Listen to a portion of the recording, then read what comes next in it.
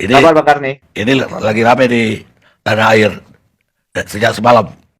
Apa tanggapan Prof dari jauh melihat perkembangan ini? Kalau tidak keliru Bang Karni, setelah eh, setelah hari raya Lebaran, saya menulis soal cawe-cawe ini dan kelihatannya itu kalau tidak salah yang pertama. Jadi saya menulis agak panjang, satu artikel 8 halaman. Saya berjudul bagaimana Jokowi mendukung Ganjar, mencadangkan Prabowo, dan menolak Anies. Di situ saya katakan Pak Jokowi punya 9 strategi dan 10 sempurna.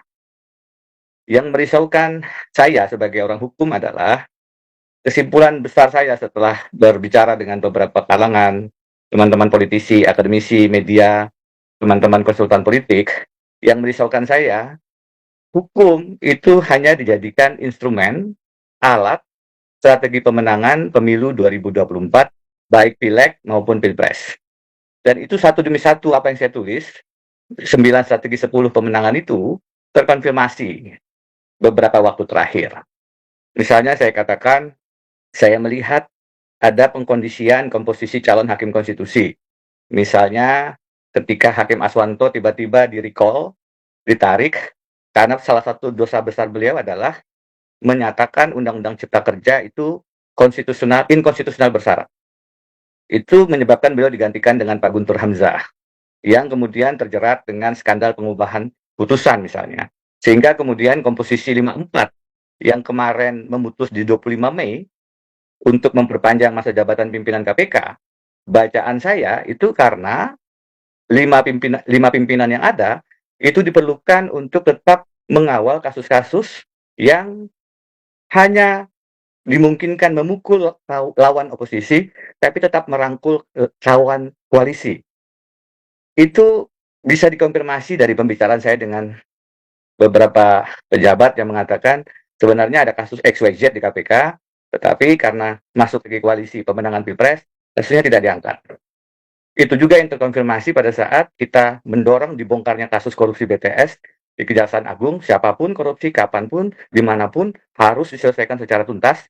Tapi pada saat yang sama, tidak bisa kemudian kita tidak melihat itu sebagai satu langkah politik. Pada saat menteri diperiksa, pasti ada izin kepada Kejaksaan Agung dari Presiden, dan itu tidak bisa dilihat bukan sebagai tekanan terkait dengan berbedanya koalisi Nasdem dalam strategi Pilpres.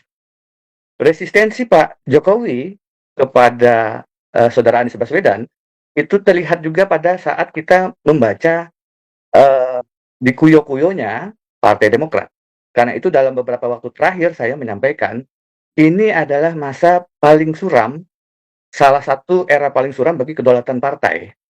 Di mana ada ketua umum partai, saya tanya kadernya datang kemari, Pak, kenapa itu ketua umum digeser? Kader utama partai ini mengatakan, satu, karena yang bersangkutan ada masalah domestik. Dua, karena yang bersangkutan diketahui 4 kali bertemu Anies Baswedan. Jadi 4 kali bertemu Anies Baswedan saja bisa menyebabkan satu ketua umum partai kemudian digulingkan.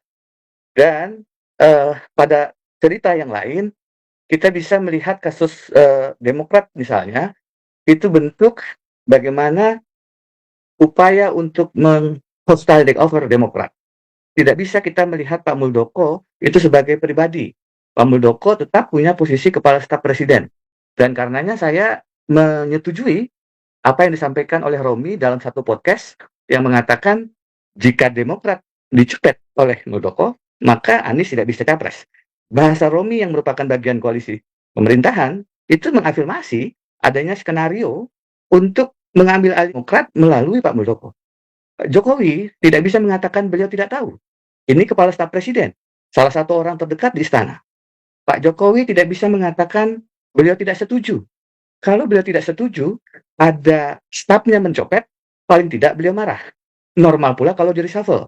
Bahwasanya Pak Jokowi diam, bahwasanya Pak Jokowi tidak melakukan langkah apa-apa, itu menunjukkan bahwa ada persetujuan diam-diam. Nah, ini tidak bisa dilepaskan juga dari kalau Demokrat berhasil diambil Muldoko, maka lagi-lagi pencalonan Anies Baswedan terganggu. Itu yang saya lihat sebagai bentuk cawe-cawe. Pertemuan ketua umum partai di istana itu satu hal yang bisa diperdebatkan secara etika. Tapi ada langkah untuk mengganggu kedaulatan partai, mengambil alih Partai Demokrat, itu bukan hanya pelanggaran etika, itu termasuk kejahatan yang dalam konteks hukum tata negara, itu bisa menjadi pintu pemakzulan pemberhentian presiden karena sudah melanggar impeachment articles. Di Amerika Serikat, pada saat ada upaya menyadap kantor Partai Demokrat, dibobol kantor Partai Demokrat karena ingin dipasang alat sadap di masa kampanye, itu langsung memicu proses impeachment kepada Presiden Richard Nixon. Sebelum proses itu diselesaikan karena Richard Nixon tahu bahwa dia akan kalah, dia mengundurkan diri. Itu karena akan menyadap. Ini Presiden Jokowi melalui tangan kepala staf presidennya mengambil alih Partai Demokrat demi untuk membatalkan pencalonan Anies Baswedan. Ini bukan hanya pelanggaran etika, ini adalah kejahatan yang harusnya dalam kondisi normal diberi sanksi dalam bentuk pemberhentian, dalam bentuk impeachment. Karena itu, cawe-cawe yang semacam ini menggunakan instrumen hukum untuk saya menulis puisi dan dalam bentuk artikel panjangnya, korupsilah dalam pelukan koalisi. Saya dikritik, Anda tidak ingat ada orang Golkar, Setia Novanto juga dipenjarakan. Saya bilang, itu 2017. KPK-nya belum dirubah undang-undangnya. Oh, masih ada yang namanya Pak Juliari Batubara dari PDI Perjuangan dan Pak Edi Prabowo di Partai Gerindra ditangkap KPK. Oh, itu di awal masa Pak Firly. Masih ada Novel Baswedan dan kawan-kawan yang belum dipecat setelah tes wawasan kebangsaan. Setelah teman-teman Novel Baswedan bergeser, coba cek ada tidak teman koalisi. Mas Romi mengatakan itu tidak berlaku buat saya. Itu zaman KPK-nya masih undang-undang lama. Begitu jadi KPK itu dilumpuhkan paling tidak dengan 3-4 cara. Satu, undang-undangnya dirubah dengan meletakkan KPK di bawah presiden kehilangan independensi. Kalau hanya institusinya, regulasinya dilemahkan, masih ada harapan jika orang-orangnya berintegritas. Diletakkan orang yang secara etika bermasalah. Sudah pernah disidik, punya etika bertemu dengan orang yang berperkara. Bahkan dijatuhkan hukuman berat, keburu ditarik. Disurati oleh KPK pada saat proses fit and proper test, tetap terpilih. Sekarang ada masalah gratifikasi helikopter, ada dugaan pembocoran dokumen rahasia di Kementerian SDM, dan seterusnya. Seandainya masih dipertahankan orang-orang pejuang-pejuang yang telah merelakan satu matanya tempat kita berutang kepada Novel, mungkin masih ada harapan. Tapi orang-orang ini pun disingkirkan. Itu tahap kedua pada saat Firly Bahuri dan kawan-kawan masuk dengan problem etika yang mendasar. Tahap ketiganya ketika Novel Baswedan dan kawan-kawan dikeluarkan. Tahap keempatnya ketika MK menggenapi dengan memperpanjang masa jabatan 1 tahun. Kenapa? Agar masih bisa mengawal proses pilpres. Argumentasi MK pada saat mengatakan perpanjangan 1 tahun adalah supaya sama adil buat semua 5 tahun.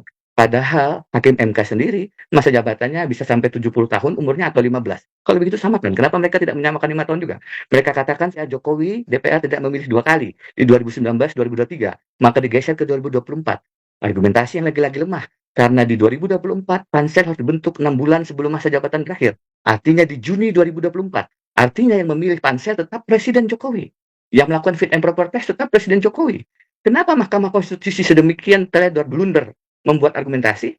Ya tadi, karena Firly dan kawan-kawan masih diperlukan untuk mengarahkan pedang keadilan yang harusnya tertutup matanya, memilih siapa yang ditebas, yaitu lawan oposisi, dan memilih siapa yang dilepas, yaitu kawan koalisi.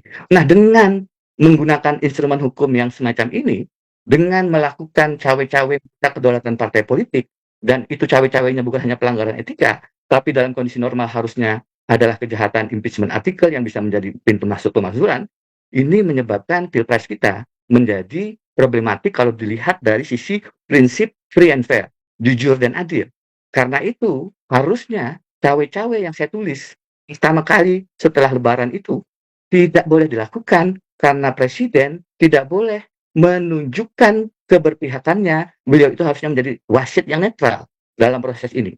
Sebagai pribadi, beliau bisa punya preferensi. Tapi Presiden dengan instrumen dan dengan segala kekuasaannya, itu tidak boleh disalahgunakan untuk memberi preferensi kepada Prabowo atau Pranowo sambil memberikan resistensi kepada Anies Baswedan. Baik. Kalau kita melihat apa yang terjadi sekarang, cawe-cawenya ini menyebabkan Presiden sudah mulai merusak prinsip bahwa Presiden itu harusnya dipilih secara langsung oleh rakyat, bukan ditentukan oleh kerja-kerja politik praktis yang imparsial, yang partisan, dari Presiden Jokowi. Itulah cawe-cawe yang harus kita lawan karena bertentangan dengan konstitusi.